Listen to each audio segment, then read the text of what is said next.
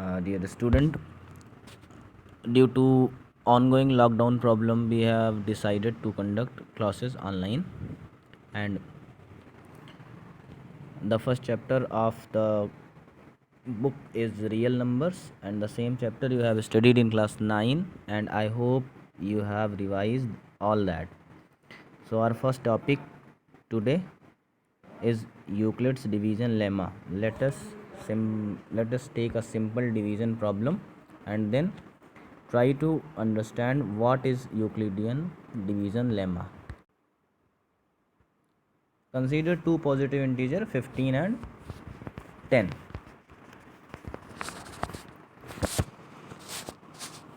Now divide 15. Now divide 110 by 15. We have 7 as the quotient and 5 as remainder. And in the previous classes you have studied about remainder, quotient, divisor, dividends, all these.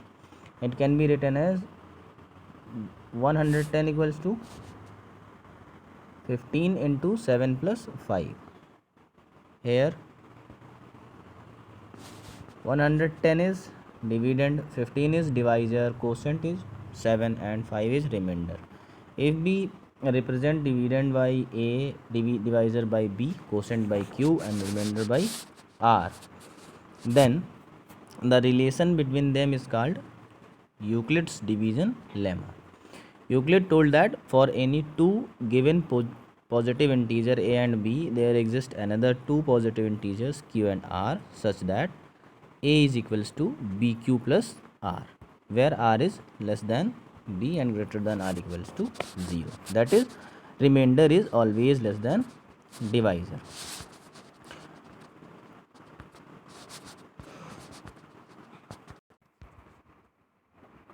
Now this Euclid's division lemma is used to obtain the HCF of two positive integers.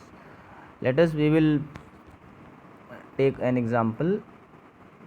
The example is on your screen. Find HCF of 272 and 1032. The process is, first divide the larger number by smaller one. So divide 1032 by 272. We will get remainder 216. Now this remainder works as divisor for the next step, and the previous divisor works as dividend. Again repeat the process of dividing 272 by 216, and we will get 56 as remainder. Now again remainder is work like divisor for the next step, and the previous divisor, that is 216, is like dividend for the next step. Now again divide the previous divisor, that is 216 by 56. We have again remainder 48. Now this 48 is divisor for the next step, and in previous step the divisor is like dividend. Again divide 56 by 48. We have 8 as remainder. Again the remainder will become divisor and the previous divisor will become dividend. 8 6 is 48. Now we have remainder 0. At this position where the remainder is 0, at this stage the divisor 8 is the HCF of the numbers 272 and 1032.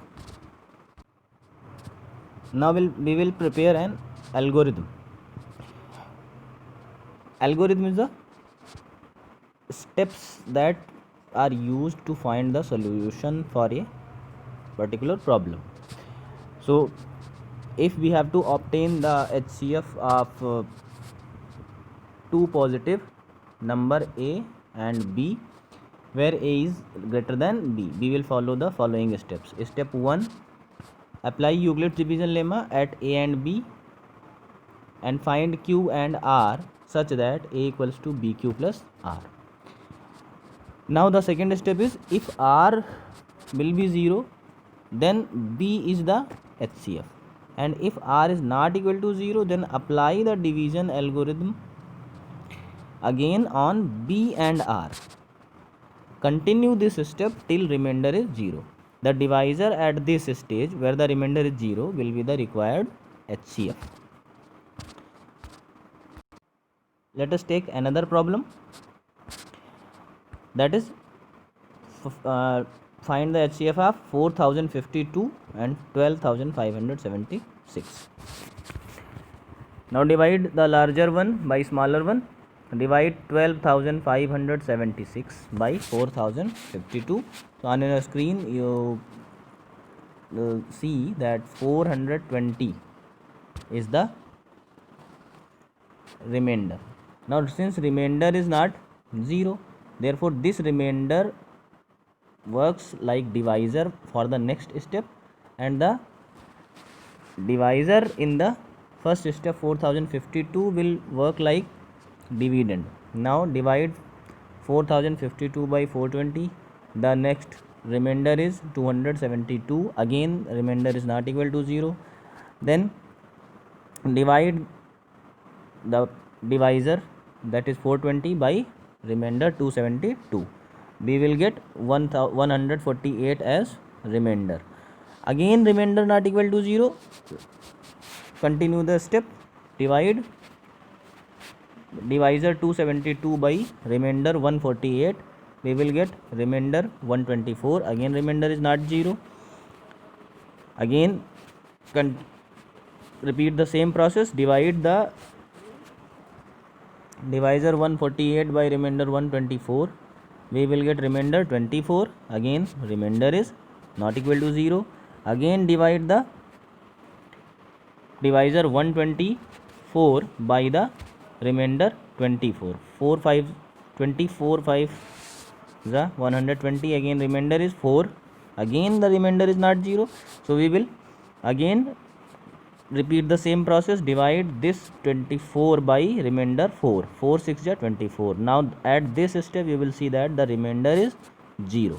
So where the remainder is 0, at that stage the divisor 4, here the divisor 4 is the HCF of 4052 and 12576. That is the conclusion is that at the stage where remainder is 0, the divisor will become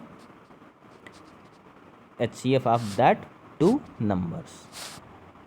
Now I hope you will understand and try to solve the problems in the given chapter, and if you have any doubt then you can ask in the comment section.